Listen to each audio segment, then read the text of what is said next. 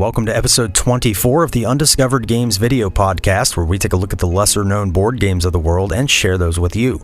Today we're going to go back to 2012 with this beautiful box here. This is called Milestones, designed by two excellent game designers. One is Stefan Dorra and the other is Ralf Linde. Now, I've featured games from both of these designers on my channel before, but can they come together as a design team to make a great game? Well, we're going to find out today on this episode called Roads, Rondels, and Resources. Now, I call it that because that's essentially what you're doing in the whole game. You're using your Rondel selection here to go around, collect resources, and spend those resources to build roads for points. Now, you're also going to build houses and marketplaces. You're going to supply marketplaces with flour, but it's all for points on this shared board. I would consider this a gateway or a family weight game, very easy to learn, but it still has some great depth that gamers out there are going to like exploring, especially because of this unique Rondel mechanism. And this is my favorite part of the game. Essentially, you're moving your little worker around your Rondel in a clockwise way.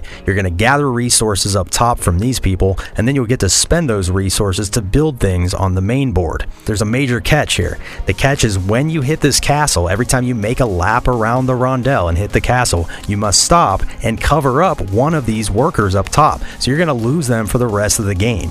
It's so interesting because you're fighting an ever-shrinking engine here that you have to continually replenish by spending money to buy new workers. Every time you make a lap, that Rondel is going to change. So to me, the entire game centers around building your own modular Rondel better than your opponents, and then utilizing it better than your opponents as well, because you have to deal with that shrinking engine, and you also have to pace your little worker at a good pace around the Rondel. You can't go too far too fast because, like I said, you're going to lose workers every time, but you also don't want to go too slow around the Rondel because then your opponents might get a leg up on you. Some great subtleties there just in this Rondel selection mechanism. That's why I'm focusing so much on that, because that's what the board gamers out there are going to really get into. The rest of the game is very surface level. There's not too much new going on here. You're just building things on a board for points, and it works really well, by the way. That's not a bad thing. It's just, to me, the excitement comes from building out your own action selection system and trying to get better and better at doing that. It's a tricky thing to master, and that's what keeps me wanting to play this game over and over again. To set up the game, everybody takes a personal player board and chooses a color. In your color, you get a little worker dude. The worker dude starts on the castle. Everybody starts on their own castle, and then your little disc is your score marker. That goes up here on the score track. Everybody starts with 0 points, and everybody starts with 1 gold. Place the big board in the center of the table, and then you're going to find these little discs with the +1 on them. Turn them over so it shows the green side, and mix them all face down on the table, and place 1 on each of these little shrubbery spaces of the board. It matches the back of this disc here to help you remember that. Every space gets 1 randomly, and then flip them all face up so you can see what they are. Then find these little wooden white discs. These are called marketplaces. Place 1 marketplace on this white tent on the main board. This is going to be the starting point for our roads. Once we start building our roads outward, it has to start at this marketplace. Now just make supply piles of all these other little bits. We have all our wooden resource cubes here. Then we have our coins. We have our road pieces, our milestones, our houses, our marketplaces, and then these are just cover tiles when we have to cover up workers. So just keep these nearby as well. The last thing we have to do is shuffle all these worker tiles together, mix them face down on the table and make a stack. Then you're going to flip over 5 of these to form a general worker display. We're going to be able to buy from this display during the game, but to begin the game, each player gets 2 free workers, and we're going to draft these in reverse turn order. So here we're going to flip over more tiles from this stack. In a 2-player game, you're going to flip over 5 of these. In a 3-player game, it's 7, and in a 4-player game, it's 9. So it's number of players times 2 plus 1. After you determine a start player, you're going to take turns drafting 2 of these tiles for your personal board. Now this is done in reverse turn order, so whoever you determine to go first in the game, you start at the player to the counterclockwise position from them, and then go around the table counterclockwise. Each player chooses any 2 of these tiles face up and places them on their personal player board in any spot they choose. I'll explain more about that in a moment. Once the start player, which is the last player to draft, once they draft their 2, there'll be 1 tile left over. That one gets removed from the game. And now you're all set up and ready to play Milestones. Now I need to talk about why you would want to draft certain workers and where to place them on your board. Now on your board, you'll notice at the top here, there are 8 empty slots, and this is where your worker tiles get placed. So every worker tile shows 2 workers, and you can place them on any of these slots. You can even build over top of existing workers, but if you cover any workers up, you're going to lose access to them. You are not allowed to build your tiles off the end of the board here, so they have to stay within these 8 spots. And once you decide where this tile gets placed, that's where it must stay for the rest of the game. Now, like I said, you can add workers and cover these up, but you can never shift this tile to the left or the right, or you can't bring it from the bottom of the stack up. It's just once you place it there, that's where it stays. And once it gets covered up, then you lose access to it, but that's all part of the game. Let's continue to talk about these tiles. Like I said, each tile shows 2 workers. At the top of each worker, there is a resource. It's either going to produce 1 stone, 1 wood, 1 sand, 1 grain, or 1 coin. And these tiles are all different combinations of those things, but it's always going to produce 1 of those resources per worker space. At the bottom of the tiles, you'll notice a little number. Now, the only reason these numbers are important is if you manage to keep all your workers in ascending order from left to right up here, you're going to be eligible for an extra coin of income when you make this lap around. It does count if you have multiples of the same number. So if you had like a 2, a 3, a 3, and a 6, that would be ascending order, and you would be eligible for an extra coin of income. You do not have to keep them in ascending order. You could put a 6 over here and then have a 3 over here. It's just you're not going to get that extra coin. But that's all these numbers mean, and that extra coin is quite valuable in the game. So it usually makes sense to keep them in ascending order whenever possible. But it does complicate your decisions because there's going to be certain workers available to purchase, and you're not always going to be able to organize them in ascending order. So you're just keeping those things in the back of your mind. Now let's talk about how these workers produce resources. On your turn, you must move your little wooden dude 2 times. A move is in a clockwise direction around this board. So you start up here at these workers, and then you can come down here to these buildings, and then you just loop back around. So again, I must make 2 moves in a forward direction, but I can go as far forward as I want on each move. The only rule is every time I hit this castle, I must stop my movement. I'll get to that castle space in a minute. So for my first move of the game, I could jump up here. That would be move 1. Then I would collect whatever resource is showing wherever I stop. So this would give me 1 gray cube. Then my next move, I could move up here and take 1 coin. In addition to that, every time you move your guy past matching resources, you're going to get to collect those as well. So let's say I have my board set up like this. For my first move, maybe I went up here and jumped all the way to this gray cube. Any other gray cubes that I passed along the way, I also get to collect. So this would allow me to collect 3 gray cubes, but I'm missing out on all these other resources. So you have to kind of pace yourself here, because again, you only get 2 moves, but you can move as far forward as you want.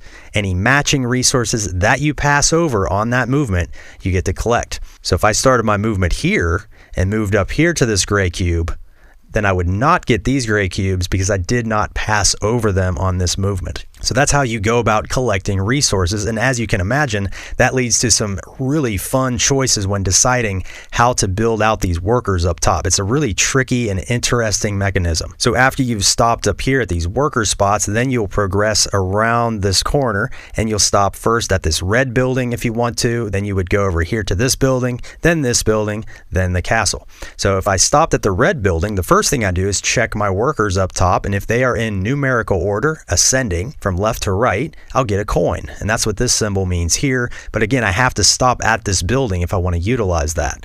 In addition, I get to trade at this building. So I can convert my cubes into coins, or I can convert my coins into cubes, and I can also buy another worker tile. So that's what this means. I can spend 2 coins to get 1 worker tile from the face-up display here. And I can only do this once per turn when I visit this house. So if I bought one of these workers, I'm going to place it anywhere up here in my display. I can cover cover up existing workers, or I can place it on empty spaces, however you want to do that. And if the heights don't match exactly, you can just level them out with these blank covering tiles. So you can stack these however you want. Just whatever is visible is what you'll have access to. And as soon as you purchase one of these, you want to make sure you flip a new one so the display always shows 5. In addition, while you're at this location, you can also cash in any 2 cubes for a coin, or you can spend 2 coins to get any 1 cube from the supply.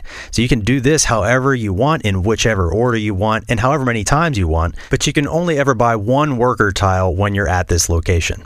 Next, if we move your piece to this spot and you stop your movement, this is where you get to build roads, houses, or marketplaces out on the shared board. And this is where you're going to earn the majority of your points in this game. So while you're at this building, you can do any number of these actions that you want to do in any order. It's just however many cubes you have to spend, you can do this. So for a gray cube and a white cube, you spend that and you get to build a road section. If you have a brown cube and a gray cube, you spend those, you get to build a house. And if you have a brown cube and a white cube, you get to build a marketplace, which are these white discs. So once again, at this location, you can do this as many times as you want, as long as you have the cubes to spend. Now let's talk about the rules and the points that you'll get when you build these things. First of all, building roads. So you spend a gray and a white cube, you take 2 road pieces from the supply, as well as 1 of these little barrel pieces. These are called milestones. And a road section always consists of a straight piece, a milestone, and a straight piece. It's always in that order. And the straight pieces go on these lines that are out on the board. The milestones go on the stones. Pretty simple. And to start a road, you must start at this marketplace that's on the board. But once there's roads out here, you can either branch off of existing marketplaces, or you can start at the end of an existing road and build out farther. So if the board was set up like this, say later in the game, and I wanted to build a new road section, I would land on this space, I would pay my gray and my white cube, and I would take the road section, 2 straight pieces and a milestone. I could place a road here and branch it off of the end of this road, but again, the milestone goes in between the 2 pieces that I place. So I would go here, place the milestone here, and place the other road piece either here, or I could branch it up this way. Now I could not go down here because you're not allowed to make a loop. You can never place the road so that it makes a loop on the board. In addition to that, I can never start a road from a milestone. So I could not branch off of this road and come down here. It has to be at the end of a road, or I can branch off of a marketplace.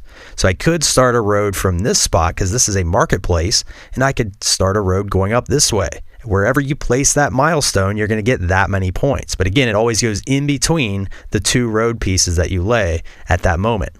So if this was the board, I could place my piece here and get these points, or I could branch the road off of this marketplace down here and get some more points. So I would rather do this, I think, because this is worth more points. That's how you build a road. Again, you can build multiple roads and get multiple points on the same turn if you have the cubes to spend. If you want to build a house, that's where you spend a gray cube and a brown cube. And a house must border an existing road. Houses are built within these triangles. Each triangle can only hold 1 house, and there must be at least 1 road section on this triangle. So I could not build a house here, but I could build a house here. I could build a house over here. I could build a house up here. You're going to get to score every open stone that is touching your house in that triangle. So if I put my house here, I have 4 points here and 2 points here. That's going to give me 6 points. But if I built the house over here, there's only 1 open stone in this triangle. That's only going to give me 2 points. So obviously I would want to build my house up here and take 6 points. And you always track your points right away up here on the score tracker. So most of the scoring is during the game. You can kind of gauge how you're doing against your opponents. And it's worth noting, you can do these building actions in whatever order you want. So first you could build a house and get the points for the open stones. Then you could come in on the same turn and build a road and cover up one of those open stones and get those points as well. If I wanted to build a marketplace while I'm here, I would spend a brown and a white cube, and then I take a white disc from the supply. I can place that disc on any open stone that's touching a road. So it has to be touching a road, and there cannot be a milestone already on it. So any visible stone that has a road piece touching it, I can place a marketplace down and immediately score the points that you cover up with your marketplace. So if I place it here, I would immediately get 5 points. Now, the reason you want to build marketplaces is twofold. First of all, this allows you to branch off the road, so you want to think about that. because you can start a road at a marketplace. And another reason you want to place marketplaces is the next building on this track. So let's jump over here to the windmill. This is how you use your yellow cubes in the game. So if you land here, for every 2 yellow cubes you spend, you're allowed to supply 1 open marketplace with a sack of flour. You take these little circular flour tokens here and place it on any empty marketplace on the board. Now, if it already has one of these tokens on it, you cannot place another one there. So you can only place it on the empty marketplaces. So again, pay 2 yellow cubes, take a sack of flour from the supply and place it on an open marketplace. Now you immediately get to score the best 2 visible stones that are touching this marketplace, directly adjacent. There does not have to be a road connecting them, but you just look for the best 2 stones touching this and you get to score those points. So if I place this sack of flour here, we see 3 visible stones touching this marketplace. We have a 4, a 2, and a 2. So I take the best 2 stones, which would be the 4 and the 2, for 6 points. And again, I track my points up here in real time on the score track. In addition to those points, I also get 1 coin. So each marketplace I supply with flour, I immediately get to take 1 coin, and that is shown here on your player board. There's a little reminder of that. And I want to reiterate, you can do this action multiple times while you're at the windmill. So if I had more yellow cubes to spend, and as long as there was another open marketplace to supply with flour, then I could do this multiple times while I'm here and get the points for both marketplaces, as well as a coin for each marketplace that I supply. There's also a nice reminder up here on the main board of how to score each of those things we just discussed. So the road sections, the houses, the marketplaces, and when you supply a marketplace with flour, it kind of reminds you how to score those. It's very helpful. The last building on your rondel is the castle, and if you remember earlier, I said you always have to stop your movement at the castle, and when you stop here, you must discard down to 3 goods. You're not allowed to have more than 3 goods of any combination, so coins or any of the wooden cubes, that all counts toward your max hand limit, so to speak, of 3 goods. In addition to that, you must also cover up one of your workers up here, so you take one of these covering tiles and you pick any one of your workers and cover them up, and they're gone for the rest of the game. Now, it is worth noting, if you only have 2 active workers at this point, you do not have to cover one up. So you're always allowed to have 2, but beyond that, you must cover one up every time you make a lap around. And that's where this game gets so good and so interesting, because you think you got a good engine building up here, and then you have to cover up your best piece. So it's just very frustrating, but also very thinky in a good way. And I think this is the sweet spot of the game, is figuring out which workers to cover up, which worker tiles to purchase when they're available, and also how to pace yourself around the rondel. You're always going to be tempted to go faster than you should around the rondel, because you're going to look around at your opponents, you're going to see what cubes they're collecting, and then you're going to look at the board and there's like, oh, there's a 5-point stone wide open out there. This player over here already has a gray and a white saved up, and they're right next to their road building place on their rondel, whereas I'm way back here and I only have a coin and a gray cube. So then maybe I just jump all the way here, get that extra coin, and then jump over here and build a road before they can. But I missed out on all these resources, and I'm going to have to cover one of these guys up next time I come up here. So you're like trying to balance when you should push ahead and get a leg up on your opponents if there's a good spot to build on the board, or when to kind of slow down and just save up some resources and bide your time a little bit, and then maybe a better spot will open up on the board if you go slower around your rondel. So these are just some great decisions. There's a great push and pull there between the players, a great pacing and timing element to it, and like I said, it's trickier than it sounds. Now there's one more thing to discuss, and that is these +1 tokens that were placed out on the board randomly at the beginning. Each one of these corresponds to one of your worker types, so they're kind of color coordinated here. The picture also matches your workers, so like the worker that gives you the yellow cube, that's this token here. The worker that gives you the coin, that's this one here. You can see the pictures match. And the way these work, anytime you build something that touches one of these tokens, so if you build a house in that triangle, if you build a milestone or a marketplace on one of the 3 stones surrounding this tile, you immediately get to take that token as long as you have a worker of that type showing on your board. And you can't have more than one of these tokens on a worker. So if your worker already has a +1 token on it, you can't put another one on that same worker. So if you don't have a worker available, you cannot take this. It just stays on the board. And you're not even allowed to place a house in a section that has a tile that you can't take. So if you can't take this circular tile, you're not even allowed to build a house inside this triangle. You can still build on these corners and just not take the tile, but a house is not allowed unless you do have a worker available to take this bonus tile. As long as you have an available worker of that type, you place this +1 token on that worker. And the first thing you're going to do is score 1 point as soon as you take one of these tokens. Then what that says is every time you activate that worker, you're also going to get a point. Now, you do not get +1 good. Sometimes people get confused. They think they get an extra good. No, it's an extra point.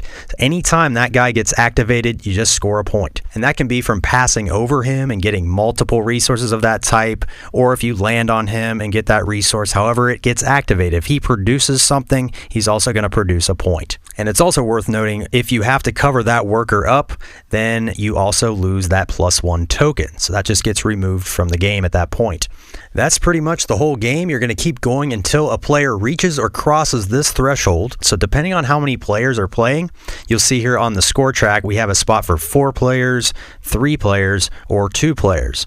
As soon as one player reaches or crosses that threshold on their turn, then that triggers the end of the game. They finish their turn, and then each other player takes one final turn, and then we proceed to end game scoring. Now, there's another way the game end could be triggered, and that is if one player buys the last worker tile from this display here, that's also going to trigger the end of the game in the same way. So that player finishes their turn, every other player gets one more turn, and then we go to end game scoring. It's noted in the rule book too that on that last turn, you must move your player piece 2 times, just like normal.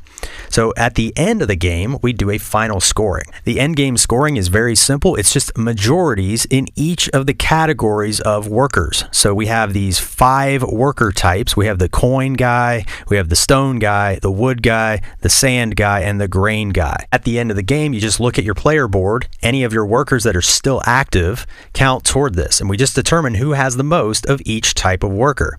If you have a +1 token on any of your workers, that counts as having an extra worker of that type. So if I had 2 sand guys left over at the end, but I had a +1 token on one of them, I have 3 sand workers. Then I compare that to everybody else at the table. How many sand workers do they have? If I have the most sand workers, I get 5 points. If I'm tied for the most, each tied player gets 2 points, but everybody else gets nothing. There's no second place scoring here. It's just majorities. Then you just repeat that process for each of the 5 worker types. You always give 5 points to whoever has the majority, and it's always 2 points to each tied player if there's a tie for a majority. Don't forget, there's +1 tokens. Add an extra worker when you're determining majorities. And that's all the end game scoring. So at that moment, whoever has the most points is the winner of the game. If there's a tie for most points, whoever has the most goods left over, they become the winner. And if it's still a tie, it's a shared victory. And that is how you play Milestones. I think I just did a full tutorial, which I did not set out to do when I made this video, but hey, I guess tutorials happen sometimes. So one more thing to note, the wooden cubes and the money, those tokens are not considered limited. So if you run out of those, you just keep track with something else. However, anything you build out on the board, like the roads, the marketplaces, the houses, the milestones, that stuff is considered limited. So if you run out of that stuff from the supply, you will not be able to do those actions during the game. And finally, you might run out of these little covering tiles because you're going to be stacking these worker tiles and things like that. You are allowed to adjust your stacks just to free up some of these tiles. As long as you don't change the positioning of these workers or what's visible, you can organize that however is needed throughout the game. Now let's get into my final thoughts on Milestones. So first, I got to give a shout out to this kind YouTuber who commented on my Creta video. This is how I even learned about the game Milestones. And so I looked it up, I did some research, and I found a copy for like $8. That was a no-brainer to just try it out and feature it on the channel. And I was pleasantly surprised with it. Now, would I pay a ton of money for this game? I don't know. I don't think it's a must-own. But at the same time, There's a lot of uses for this game. I can use this game to teach people about resource management, which is a very commonly used mechanism in modern gaming. I can use this game to teach people about rondels and action selection, another commonly used mechanism that we see in tabletop gaming today. So two key mechanisms that you can really teach to people. There's also majority scoring at the end that you can teach. So just some simple ideas that can be used as a teaching tool, like a gateway game. But beyond that, this game has some incredibly subtle depth to it that is not immediately apparent until you play that second game. The first game is a little bit tricky because you're trying to figure out how to build that rondel. So it does kind of take a learning game, even for a seasoned gamer. Even though it's a simple game, I will say it does take a learning game to get used to. That being said, once you get used to it, the gamers out there are really going to enjoy this rondel mechanism where you get to build this out and it changes every time you make a lap. I just find that so cool, and I don't know of any other game that really does this. If you do, let me know in the comments below, because I really like that part of this game. It's not just about where you place your workers. I mean, you're thinking about, the ascending numerical order thing to get that extra coin, but you're also thinking about lining up like resources so when you pass over them, you'll get multiples. But then you're also thinking about how you're going to pace yourself as you move around that rondel. Do you move really slow and just take one resource at a time and kind of wait to see what happens out on the board? Or maybe your opponent left two marketplaces wide open for some flour to be stocked, and those could score some massive points. So maybe I just take my yellow cubes from these workers and just totally ignore my other workers and rush around to the mill so I can stock these marketplaces and score some big points right now. Even though I'm completely ignoring these workers, I'm missing out on my income over here. I'm missing out on my ability to build roads this round, which these workers up here provide that, and now I'm going to have to cover one of those up. So you're just constantly having to think in that loop of when these actions are going to trigger, and then also, oh no, I got to cover up one of my workers. Ouch. So it's a brutally humbling experience every time you make that lap. I'm just fighting this shrinking board every time. So I think it's an excellent, genius idea that Stefan Dorra and Ralf Linde came together and produced in this game. The only reason I don't rate this game a little bit higher is because I feel like building on the board is a little bit of a weak spot in the game. It just seems very surface level to me. There's not a lot of interesting things you can do out there other than just grab the points that are available. I like the +1 tokens, those are nice, but usually in the games we've played, we've found ourselves just grabbing whatever points are available. Obviously, you can look around the table and see like, oh, they're storing up to build a road. Maybe I'll snake the road up this way so they can't get this 5-pointer on their turn. There's a few things like that, but for the most part, building out on the board just seems a little bit weak to me overall. Now, that doesn't make it a bad game. I just think that as a heavier gamer, I would have liked a little bit more going on out here. But that's a minor complaint because the modular action selection thing that you got going on here really makes up for that and makes the game interesting. I also love the box art. I think this is a beautiful cover, by the way. The game board to me looks a little bit drab. Like I feel like they could have made this green area a little bit prettier, but it looks fine. The player boards look really nice. The artwork on these tiles looks great. So it's just a great little production. Lots of great wooden pieces, which I'm always a fan of. So there's a lot to love about this game. Another thing I like is the player count. I've played this at 2, 3, and 4 players, and I don't really notice a difference. I like it at all player counts. The game doesn't feel that different from 2 up to 4 players. The tiles do get bought up more in a 4-player game, so you're going to see new worker tiles more often than in a 2-player game.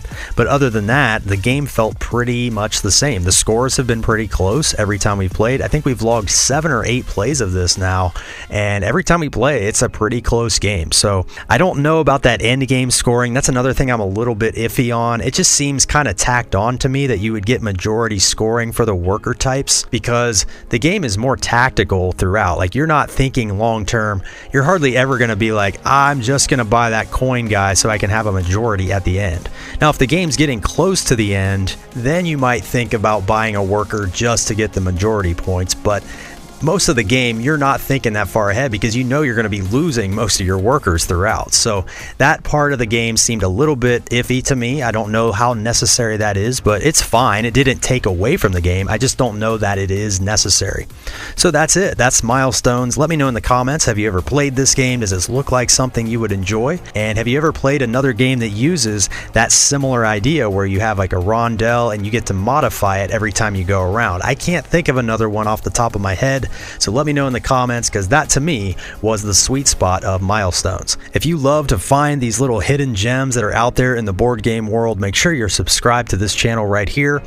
This is all a journey to discover the undiscovered, and I love having all of you on this journey with me. So make sure you click subscribe, share this video with your board gaming friends. That's the best way you can help the channel grow. As long as my subscribers are going up, I'm going to continue to post content like this. I really have a passion for finding these board games. I dig through so many board games on a regular basis, and I love to bring you my favorites. If you want to support the channel any farther, there is a digital tip jar in the description below. It's just a PayPal link, and you can donate any amount you wish. There's no pressure there whatsoever, so just if you feel inclined, check out the description below. Also, any rules clarifications, any mistakes that I may have made will be posted in the description, so make sure you check that out just in case I did make a mistake. I think I made a clean tutorial today. We'll see when the comments start rolling in, so feel free to comment if I missed something. I really do appreciate that, and I'll be back with another undiscovered game on the next episode. Thanks for watching. We'll see you next time.